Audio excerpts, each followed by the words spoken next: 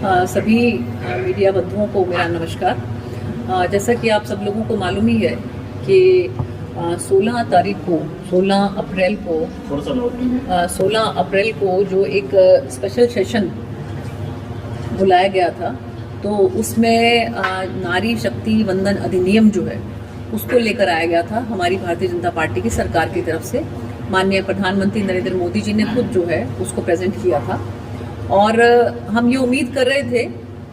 क्योंकि ये कॉन्स्टिट्यूशनल जो है इसमें अमेंडमेंट था, तो कॉन्स्टिट्यूशनल अमेंडमेंट जब होता है तो उसके अंदर 2/3 मेजोरिटी चाहिए होती है। तो हम ये उम्मीद कर रहे थे भी, क्योंकि ये महिलाओं से रिलेटेड है और हर कोई पार्टी, हर कोई दल ये चाहता है कि महिलाओं का समर्थन, महिलाओं का सपोर्ट उनके साथ रहे।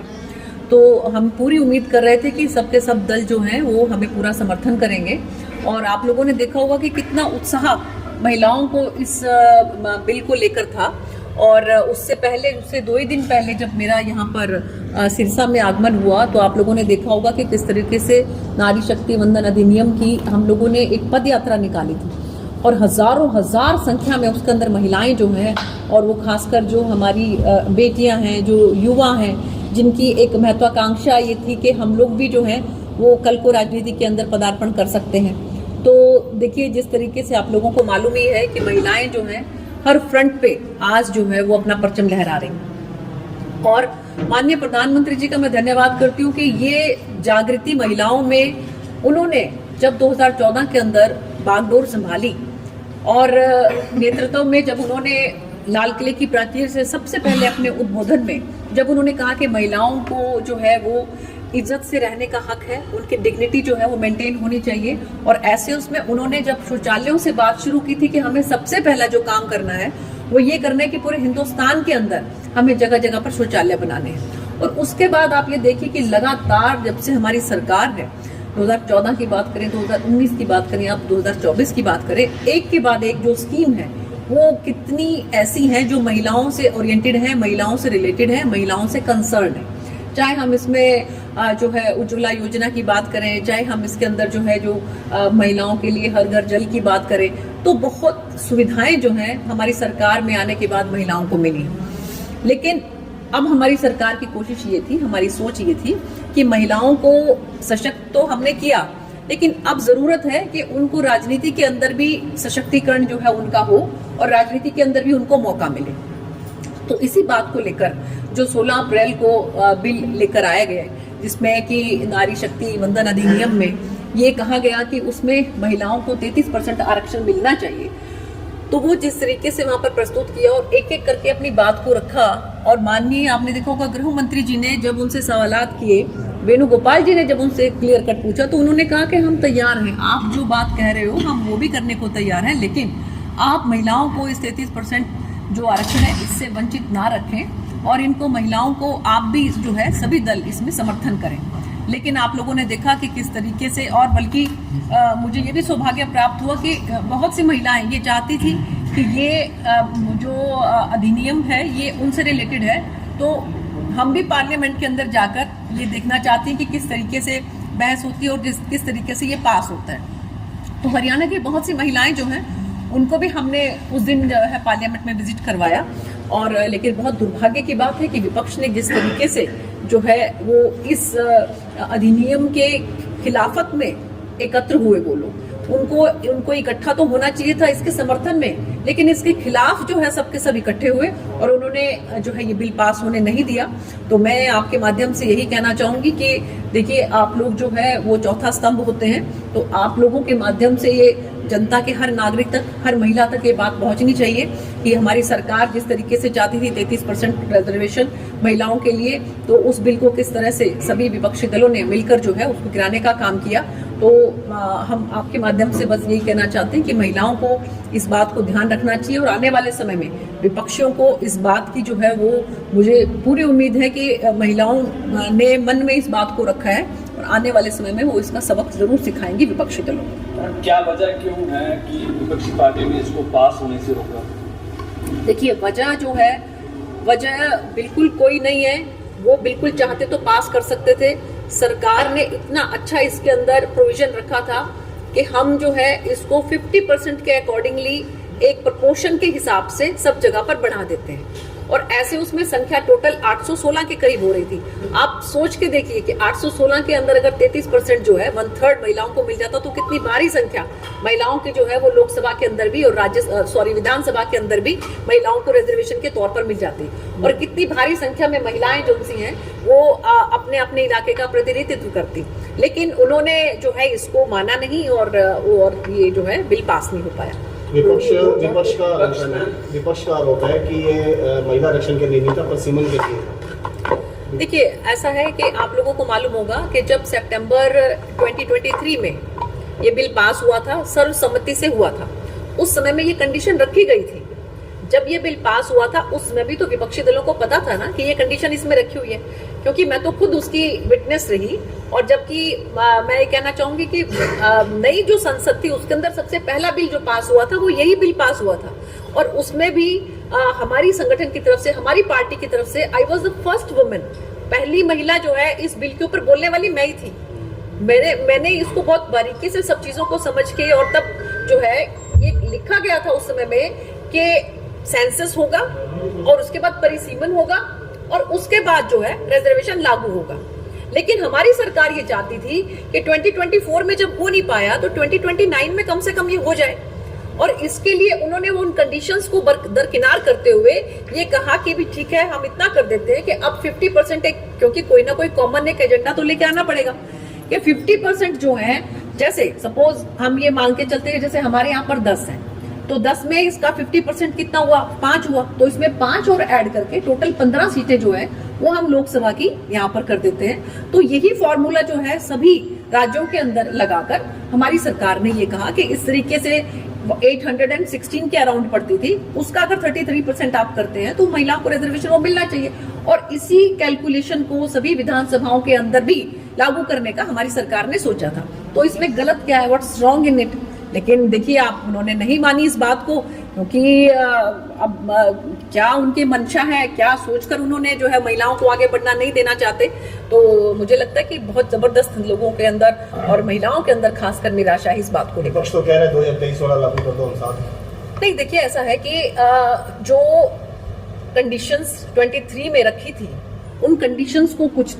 तो उसके हिसाब से चलना पड़ेगा। उसमें तो ये था कि पहले सेंसस होगा फिर परिसीमन होगा और उसमें टाइम लंबा लगना था। तो जब एक जिसको बोलते हैं ना कि बीच का रास्ता अगर निकाल के लेके आई थी सरकार तो उसमें देने में क्या दिक्कत है? विपक्ष जी तो लगा ही सकती थी आपकी पार्टी 33% क्यों नहीं रिजर्वेशन दी? पहले रिजर्वेशन दे दो, आपको कौन रोकता है? देखिए ऐसा है कि वो हर पार्टी का अपना एक इंटरनल डेमोक्रेसी होती है, अपने एक इंटरनल सिस्टम होता है और संगठन के अंदर तो हमारी जो है वो रिजर्वेशन है। हमारे संगठन में तो आप देखिए कि जो है महिलाएं, अभी आप देखिए कि यहाँ हमारी जिला अध्यक्षा बैठी हैं और पूरा का पूरा हमारा मोर्चा, महिला मोर्चा का, उसकी एक बानगी अगर आप पिछली वीडियो निकाल के देखें तो आप देख सकते हैं कि जिस तरीके का इन सब लोगों ने मिलकर, महिलाओं का ही तो कार्यक्रम था वो पद यात्रा के अंदर जिस तरीके से महिलाएं जो है एकदम से पूरा उमड़ कर आई थी, तो उससे आप अंदाजा लगा सकते हैं कि महिलाएं जो हैं वो कितना उनको हमारी पार्टी में, संगठन में प्रेफरेंस मिलती है। विपक्ष हमेशा दावा करता है कि नारी के उत्थान के लिए विपक्ष एकजुट है, अच्छा काम करता है। हालांकि बीजेपी जब महिलाओं के विरुद्ध कोई भी स्टेप उठाती है तो क्रिटिसाइज खूब करते हैं, लेकिन अब जो महिला का जो बिल पास नहीं हुआ तो किस तरह का रवैया उनका देखने को मिला? इनका विपक्ष का तो मैंने आपको जैसे पहले ही बताया कि जब एक कोई कैलकुलेशन करके सरकार इतने अच्छे तरीके से लेकर आई थी बिल को, इसके अंदर जो है 50% का क्राइटेरिया रख के पूरे हिंदुस्तान के जितने भी राज्य हैं उनमें जो लोकसभा की सीटें बढ़ती उसके हिसाब से टोटल 816 होती। वही फॉर्मूले को अगर हम विधानसभा में भी लागू करके करते तो बहुत जल्द जो है हमारी माताओं बहनों को, हमारी बेटियों को मौका मिलता और 2029 के अंदर ये सुनिश्चित हो जाता कि अब इसमें 816 जो टोटल संख्या होती उसके 33% के हिसाब से महिलाओं को रिजर्वेशन मिलता। लेकिन उन्होंने इस बिल को पास नहीं होने दिया। तो क्योंकि कोई ना कोई, आप देख रहे हैं कि पिछले 27 वर्षों से ये बिल लटका हुआ था और 75 इयर्स हो गए हैं हमारे देश को आज़ाद हुए, और उसके बाद से जो 1952 के अंदर केवल और केवल 22 महिलाएं सांसद थी और उसके बाद आज की तारीख में वो संख्या बढ़कर 75 हो गई है, 14%, लेकिन फिर भी ये नेग्लिजिबल है। तो क्यों नहीं एक ऐसा बिल लाकर 33% के हिसाब से महिलाओं को प्रॉपर रिजर्वेशन मिलती, प्रॉपर रिप्रेजेंटेशन मिलती। तो मुझे लगता है कि ये विपक्षी दलों ने जो है वो उनकी जो मंशा है महिलाओं को साथ लेकर ना चलने की, महिलाओं को पूरा प्रतिनिधित्व ना देने की, उसी मंशा के तहत जो है इन्होंने इस बिल को पास होने नहीं दिया। प्रधानमंत्री भी संबोधन करते नजर आए मोदी, उन्होंने भी महिलाओं से माफी मांगी, देश से माफी मांगी कि मैं इनको पूरा करूंगा। बिल्कुल, देखिए प्रधानमंत्री जी को आगे आना पड़ा इस बात के लिए, क्योंकि उम्मीदें बहुत जबरदस्त थी, आशाएं जो है हमारी माताओं बहनों के, हमारी बेटियों के मन में बहुत ज्यादा थी कि अब जो है वो वेट कर रही थी कि बस कितनी जल्दी तरीके से फटाफट जो है वो 2029 आए और उनको 33% का रिजर्वेशन मिले, उनको रिप्रेजेंटेशन मिले, और बहुत एक्टिवली पार्टिसिपेट कर रही थी हर तरह के कार्यक्रम के अंदर। तो उनको बहुत जबरदस्त धक्का लगा है, बहुत जबरदस्त निराशा हुई है। तो उस निराशा को ध्यान में रखते हुए माननीय प्रधानमंत्री जी ने क्षमा याचना की। तेईस में लागू कर करके 29 तक क्यों इंतजार किया? देखिए ऐसा है कि उस समय में सर्वसम्मति चाहिए थी 2023 में, तो सर्वसम्मति इसी बात पे हुई थी कि पहले सेंसस होगा, फिर परिसीमन होगा और फिर उसके बाद 33% रिजर्वेशन होगा। आपने देखा होगा ना, उस समय तो सर्वसम्मति थी ना, राज्यसभा में तो 100% वोट जो है इनके फेवर में हुए थे। लोकसभा के अंदर मैं भी उस समय उपस्थित थी, केवल 1 या 2 वोट ऐसे थे जो खिलाफत में थे, बाकी सबके सब फेवर में आए थे। तो जब सब सर्वसम्मति, आप देखिए ना सर्वसम्मति अभी क्यों नहीं हुई, उस समय में सर्वसम्मति इसीलिए हुई क्योंकि वो एग्री कर गए थे कि पहले सेंसस करवाओ, फिर परिसीमन करवाओ, उसके बाद आप रिजर्वेशन दो। लेकिन उसके हिसाब से तो ये बहुत लिंगर ऑन हो जाता, बहुत लंबा चला जाता। तो इसीलिए सरकार ने एक बीच का रास्ता निकाला कि क्यों ना हम इस तरह से करें कि 50% के हिसाब से इसको हर जगह पर बढ़ाकर हर राज्य के अंदर 816 बनती है, उसका 33% दे देते हैं और 2029 से लागू हो जाएगा। तो ऐसे उसमें भी अगर वो लोग, और सरकार को पूरी उम्मीद थी कि जिस तरीके से 2023 में जो बिल पास हुआ था सितंबर में, उसमें सर्वसम्मति हुई थी, तो इसमें भी सर्वसम्मति होगी। लेकिन उनको लगा कि अगर तुमने सर्वसम्मति दी तो ये तो मिल ही जाएगा महिलाओं को, और वो नहीं चाहते थे कि ये मिल जाए, और इसीलिए मुझे लगता है कि उन सब लोगों ने जो है इसका विरोध किया। विपक्ष नहीं चाहता है रिजर्वेशन मिले महिलाओं को, लेकिन बीजेपी चाहती है, तो क्या ये कानून नहीं बना, लेकिन बीजेपी अपनी पार्टी के इंटरनल जो है जो टिकटें बांटना है या कोई भी अन्य इलेक्शन है, हरियाणा के अंदर भी अभी इलेक्शन होने जा रहा है, क्या वहाँ पर बीजेपी महिलाओं को आरक्षण देगी 33% का? देखिए बिल्कुल, जो है बहुत बार बहुत सी चीजें देखी जाती हैं, क्योंकि अगर कंपटीशन, अगर रिजर्वेशन होता है महिलाओं के लिए, तो जो सीट महिलाओं के लिए रिजर्व है वहां पर उसका कंपटीशन महिला के साथ ही होगा। लेकिन अगर रिजर्वेशन नहीं होता है तो बहुत सी चीजें देखी जाती है, विनेबिलिटी देखी जाती है कि जिस कैंडिडेट को हम लेकर आ रहे हैं वो जीत भी सकता है कि नहीं जीत सकता। हम यहाँ से महिला को खड़ा कर देते हैं, लेकिन वहां से कोई पुरुष आ जाता है और उसकी विनेबिलिटी ज्यादा है, तो फिर हमें ये देखना पड़ेगा कि यहाँ पर हम इस महिला को सिर्फ इसलिए दे दें क्योंकि महिला को हमें देना है, लेकिन हमारी वो जो है वो सीट निकल जाए और वो सीट विपक्ष में चली जाए, तो वो नुकसान भी तो पार्टी नहीं झेलना चाहेगी ना। तो इसलिए इन सब बातों को मद्देनजर रखते हुए, क्योंकि रिजर्वेशन अगर होती है तो रिजर्वेशन में तो महिला के खिलाफ महिला ही लड़ेगी, लेकिन अगर जब तक रिजर्वेशन नहीं होती है तो तब तक विनेबिलिटी देखी जाती है। तो इसलिए फिर भी हमारी पार्टी की तरफ से जहां कहीं पर भी संभव हो सकेगा वहां पर महिलाओं को रिप्रेजेंटेशन मिलेगा। मैडम, आप कानून की बात कर रहे हैं, हालांकि विपक्ष ये बात कहता है कि जो कानून लाने चाहिए, जो पेंडिंग है, जिस तरीके से स्वामीनाथन आयोग की रिपोर्ट है वो लागू होनी है, वो आज तक लागू नहीं हुई, उन पर बीजेपी काम नहीं कर रही है, लेकिन अपने मुद्दों को डाइवर्ट करने के लिए इस तरीके के जो है अपने स्कीम्स लेके आते हैं। देखिए ऐसा है कि स्वामीनाथन में रिपोर्ट में जो कुछ भी था, आज मुझे लगता है उससे कई गुना बढ़ चढ़कर किसान भाइयों को मिल रहा है। लेकिन वो आयोग चाहे आप उसमें जो इनको कंपनसेशन मिलने की बात है उसकी बात करें, चाहे हम जो फसल बीमा योजना के तहत उनको मिलता है उसकी बात करें, आप ये देखिए कि किस तरीके से जो किसान सम्मान निधि प्रधानमंत्री जी की तरफ से दी जाती है, साल के अंदर किस तरीके से जो है उनके खाते में डीबीटी के माध्यम से सीधा पैसा पहुंचता है। तो ये सब चीजें ऐसी हैं कि जिसमें आज स्वामीनाथन जो रिपोर्ट है वो उससे कई गुना आगे बढ़ चढ़कर जो है हमारी सरकार ने काम किया। किस बात का डर है कि वो ऑन रिटर्न क्यों नहीं दे रही है? ये सब चीजें जो आप बातें कह रही हैं कि किसानों को बेनिफिट्स स्वामीनाथन से ज्यादा मिल रहे हैं, जी, तो ऑन रिकॉर्ड या रिटर्न नहीं, ऑन रिकॉर्ड आप किसानों से जाकर पूछिए। यहाँ पर भी अगर आप सुनिए मेरी बात, खासकर अगर हिस्सा में लोकसभा की बात करूं तो यहाँ पे तो मुझे लगता है कि सबसे ज्यादा पैसा किसानों के खातों में आया, उनको विश्वास नहीं हुआ। जब शुरू में उनके खातों में लाखों रुपए आए तो उनको विश्वास नहीं हुआ कि ये क्या ऐसा पॉसिबल है कि सरकार के खातों से लाखों रुपए तुम्हारे उसमें जो है अकाउंट में आ रहे हैं। तो आप जाकर पूछिए, सच में जो है ये यहाँ पर सबसे ज्यादा जो है वो चाहे फसल में कोई फसल की खराबी हो तुरंत प्रभाव से, और आप एमएसपी देखिए सबसे ज्यादा पूरे हिंदुस्तान के अंदर अगर कहीं मिल रहा है तो वो हमारे हरियाणा के अंदर मिल रहा है। तो इसलिए यहाँ पर किसान भाइयों को कोई दिक्कत नहीं है, वो खुश हैं। और जहाँ कहीं पर भी थोड़ी बहुत दिक्कत आती है तो माननीय मुख्यमंत्री जी स्वयं उस चीज का संज्ञान लेते हैं, स्वयं अधिकारियों को इस बात के लिए ताकीद करते हैं। प्रदेश में दिखाई दी मैडम, एक भी सीट नहीं दी बीजेपी को सिरसा में। हाँ जी, कानून क्यों नहीं खुशी दिखा दी, एक भी सीट नहीं दी बीजेपी को। नहीं देखिए ऐसा है कि वो जो है इलेक्शंस के अंदर क्या होता है क्या नहीं है वो तो उस समय में जो निर्णय लेती है जनता, तो वो हम सबको उसको सर माथे पे रखना चाहिए,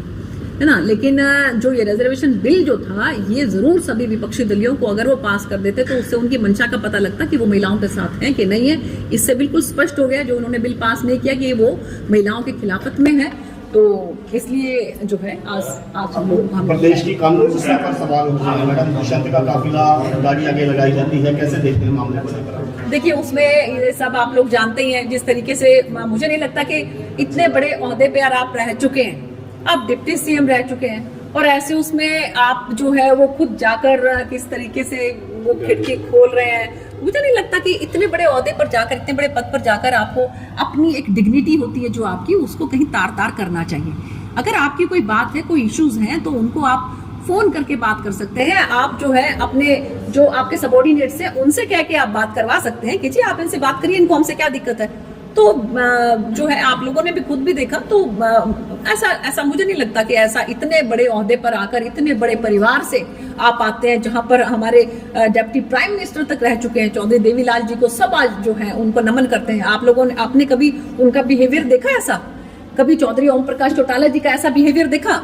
उन्होंने हमेशा बहुत ही सज्जन तरीके से, बहुत ही गरिमापूर्ण तरीके से सबके साथ बातचीत की। और तो मुझे लगता है बाकी आप सब समझदार हैं। मैडम असम आपने इलेक्शन बहुत नजदीक से देखा, आने वाली 4 तारीख है जब रिजल्ट होगा तो किस तरीके का माहौल आप देखते हैं? देखिए बहुत जबरदस्त वहां पर माहौल था। खासकर मैं ये अगर आपको बताना चाहूँ महिलाओं के अंदर तो वहाँ जबरदस्त जो है वो उत्साह था। बहुत से कार्यक्रम वहां पर ऐसे हुए कि जिसके अंदर महिलाओं की संख्या इतनी जबरदस्त थी कि मुझे पूछना पड़ा कि एक कार्यक्रम महिला मोर्चा का है कि जनरल कार्यक्रम। कहते जी कार्यक्रम जनरल ही है लेकिन महिलाएं यहाँ पर बहुत जो है भागीदारी करती हैं अपना,